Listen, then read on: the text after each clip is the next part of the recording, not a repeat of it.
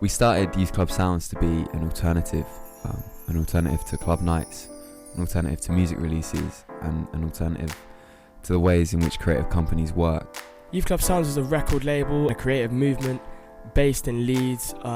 Youth Club Sounds is music, design, fashion, curation, photography, all creative mediums. Like, we want to just wrap that all into one. So me and Robbie met initially through a mutual friend of ours called JB, and then it was this year when we really sort of connected properly. We both separately had ideas of wanting to start something in the city. We're kind of both sick of house, for want of a better phrase. The nightlife options were limited. Releases in the UK were limited as well. If we wanted to see any of the gigs that we both loved and were excited to go and see, we'd have to either travel to London or America. Like Manchester as well. Sometimes Manchester, but even less so. So we were like, well, instead of just putting a night on, let's do something a bit longer lasting. So we started with the podcast.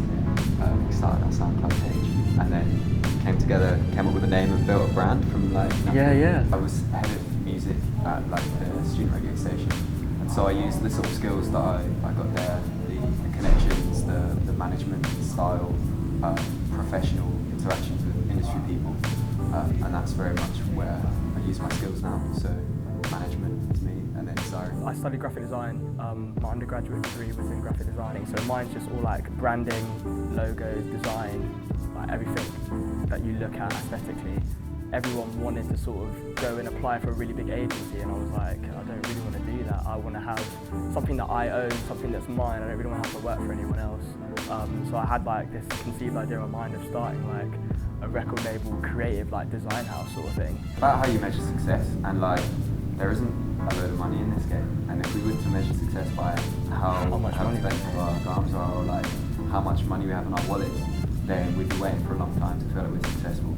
But for me, and I know it's the same for Zara as well, we measure it by a sort of succession of cool things that we're able to do. How much cool stuff are we doing? How much cool stuff we're doing, getting interviews with people like Sango, who we've idolised for years, and big fan.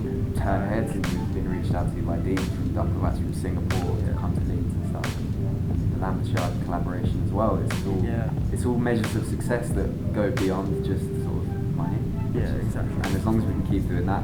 Yeah, I don't know, me personally, my vision for this is just really, really big. I think we could really have a grasp within this city, especially in Leeds. We've both been here myself been here for about 5 years, he's been here for about 4. So our vision is just to really have our own creative hub and network that's based in this city, where we've got photographers, designers, fashion people, interior designers, musicians as well, and just really building that creative vibe and that sense in this city. We want to have people hiring our people out. We want to be working with other companies, and just collaboration is what I'm really all about, really, at the end of the day. So Leeds is renowned for being a really vibrant city in terms of the rest of the country.